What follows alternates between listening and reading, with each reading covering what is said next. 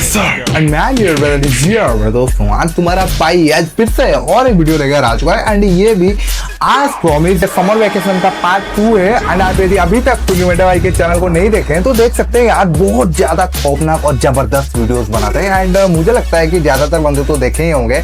And start करते हैं भाई, एक्साइटमेंट कुछ अलग ही लेवल पे है एंड आप यदि पार्ट 1 नहीं देखे तो प्लीज देख लीजिए एंड स्टार्ट करते हैं। लेट्स गो मेरे दोस्तों।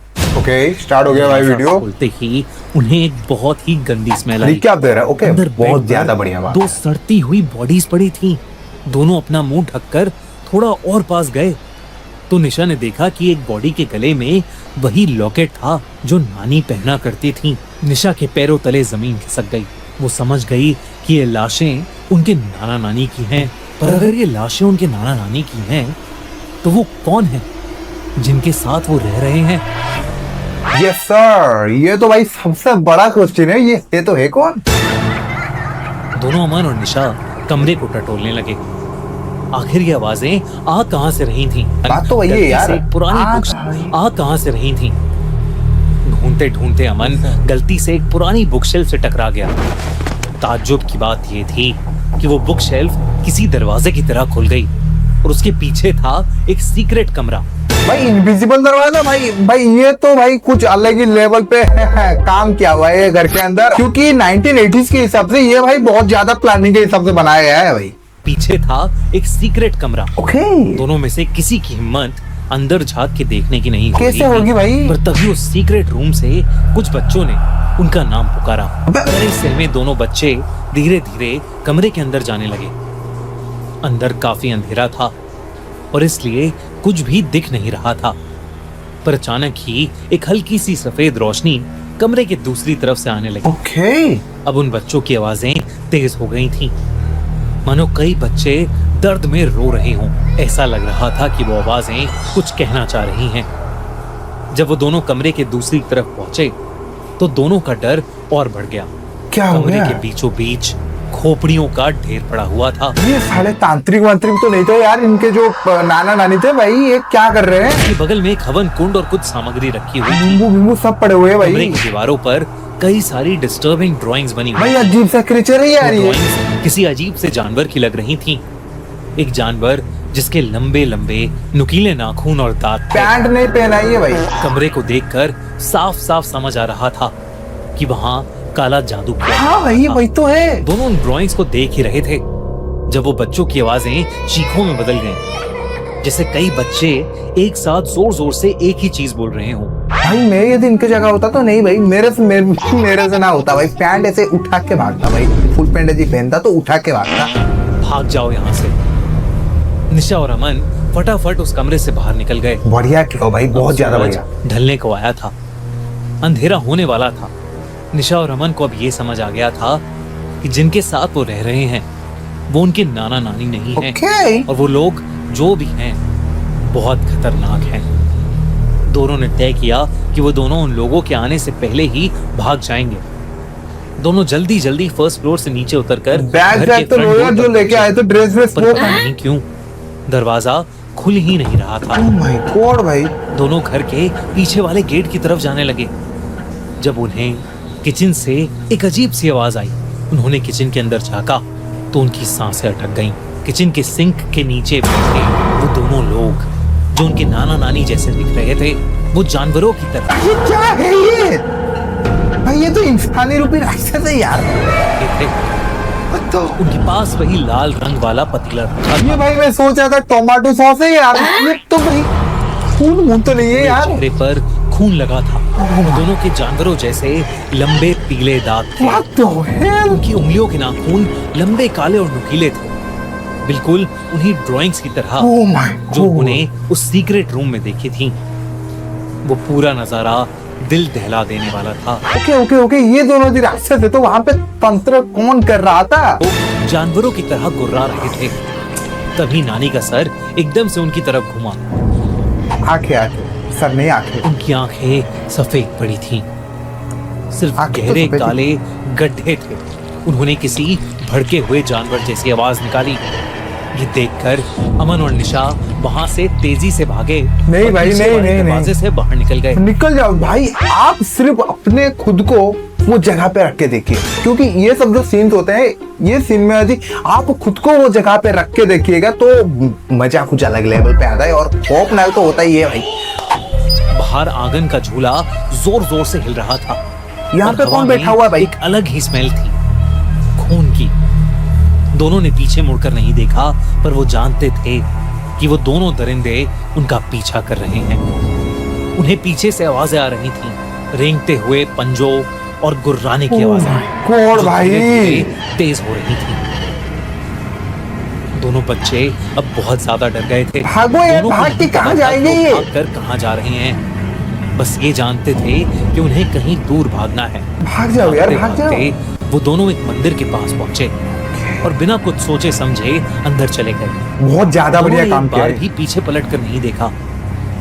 अंदर जाते ही दोनों भाई बहन एक दूसरे को गले लगाकर रोने लगे। भाई कितने, भाई आप सिर्फ सोचिए, ये दोनों कितने खुशी से अपने नाना नानी के घर आए थे यार, 10 साल बाद। दिस इज बहुत बहुत ज्यादा लॉन्ग टाइम, एंड एक दशक के बाद आए थे यार भाई। बट इन दोनों के साथ अब जो हो रहा है वो भाई किसी के साथ भी नहीं होना चाहिए यार। तो बहुत ज्यादा मंदिर दर्दनाक के है कोने यार। में एक बूढ़ा आदमी बैठा हुआ ओके। था। बच्चों को ऐसा डरा सहमा देखकर वो उनके पास जाकर सवाल पूछने लगा। आखिर इतनी रात को वो दोनों जंगल के बीचों बीच क्या कर रहे थे? क्या कर रहे हैं भाई, ये सबसे बड़ा बात है। से बाहर से गुर्राने की आवाजें आईं। बिना डरे उस आदमी ने मंदिर के भारी दरवाजों को बंद किया और दोनों बच्चों को मंदिर के अंदर वाले कमरे में ले गया।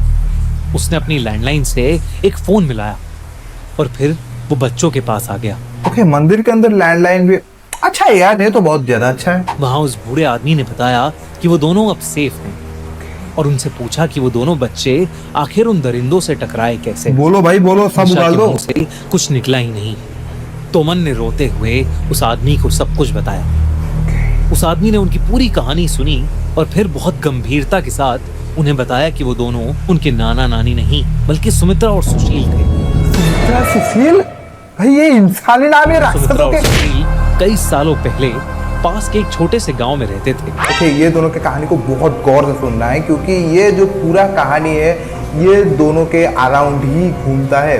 अब तक हमको पता नहीं था, बट अब इसको भाई बहुत ज्यादा ध्यान से सुनना पड़ेगा भाई। उन दोनों को हमेशा से बच्चे चाहिए थे, पर कई Okay. कोशिशों के बाद भी सुमित्रा को बच्चा नहीं हुआ। जब डॉक्टर्स उनकी मदद नहीं कर पाए तो उन्होंने काले जादू की मदद ली। आखिरी बार उन दोनों को इसी जंगल में एक अजीब सा रिचुअल करते हुए देखा गया था। अरे क्यों किए थे? देखो भाई, ये जो ये बहुत ज्यादा अजीब सा बात है, और ये अनबिलीवेबल बात है, क्योंकि देखो 99% लोग तो ऐसा कभी भी नहीं करेंगे। बट आपको यदि बच्चा चाहिए, आपका बच्चा नहीं हो रहा है, इसके लिए आप अनाथ आश्रम से एक बच्चे को गोद भी दे सकते हैं। एंड वो सबसे बढ़िया बात हो सकता था, क्योंकि एक बच्चा को भी अपना बहुत ज्यादा बढ़िया जिंदगी मिल जाता, अपना पापा मम्मी मिल जाते, और आप लोगों को आपका ही बच्चा मिल जाता यार। हर जगह से खुशी होती, बट ये गंदे रिचुअल्स कभी भी नहीं करना चाहिए भाई, कभी भी नहीं। फिर वो दोनों कहीं गायब हो गए। वो कई सालों बाद वापस तो मिले, पर इस भयानक रूप में।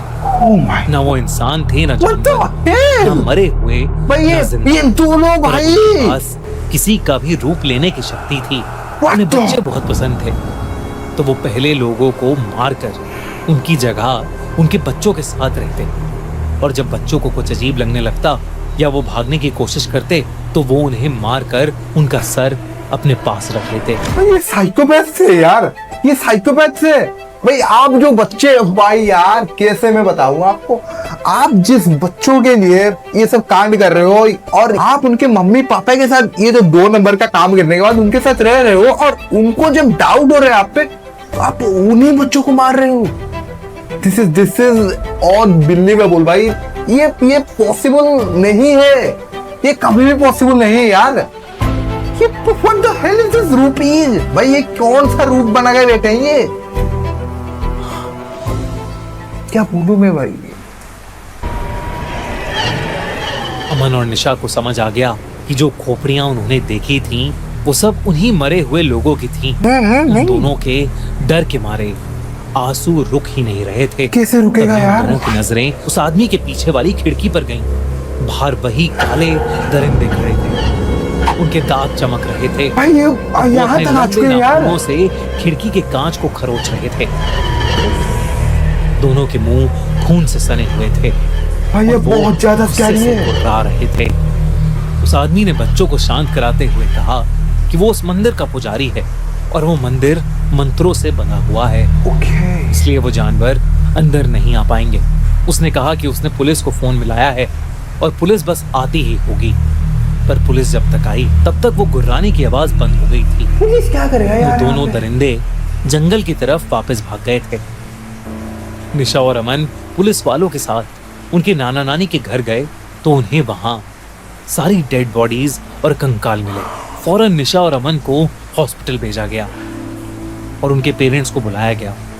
ऐसे एज में यदि बच्चों के साथ कुछ ऐसा सीन हो जाए तो उनका, कैसे बोलूं भाई, उनके लिए ये पूरा जिंदगी के लिए एक ट्रॉमा भी साबित हो सकता है। और ये बहुत ज्यादा स्पीती और स्कैरी बात है, क्योंकि वो पूरा जिंदगी इसमें घुस के नहीं चाहेंगे यार। डॉक्टर्स का कहना था कि दोनों को कोई फिजिकल चोट नहीं लगी, पर जो कुछ भी हुआ था उसकी वजह से निशा और अमन बहुत ज्यादा डरे हुए हैं। मेंटली तो उस बहुत रात ज्यादा। निशा और अमन तो उन अधमरे जानवरों से बाल बाल बचे, पर न जाने अब वो दरिंदे किसका रूप लेकर किसके परिवार को तबाह Oh कर my देंगे। God तो यार। अगर आपको समर वेकेशन की ये कहानी पसंद आई तो हमारे चैनल खूनी मंडे को अभी सब्सक्राइब करो। सब्सक्राइब कर दीजिए यार भाई, कर दीजिए। ये सब खौफनाक कहानी कर, और मैं सब्सक्राइब कर चुका हूँ। एंड आप यदि अभी तक खूनी मंडे भाई के चैनल को नहीं देखे तो क्या कर रहे हो यार, क्या कर रहे हो? देखो यार, बहुत ज्यादा बढ़िया वीडियोस बनाते हैं। एंड आपको यदि मेरा वीडियो अच्छा लगा है तो आप बिना कुछ सोचे सब्सक्राइब और लाइक कर सकते हैं और एक प्यारा सा कमेंट भी कर सकते हैं, क्योंकि तुम्हारे भाई को कॉमेंट ही नहीं आता है। नहीं आता यार, प्लीज कर दो यार। तो आज के लिए भाई इतना है, मिलते हैं और एक वीडियो में और एक ऐसे ही बहुत ज्यादा अमेजिंग टॉपिक के साथ। तब तक के लिए बाय मेरे दोस्तों।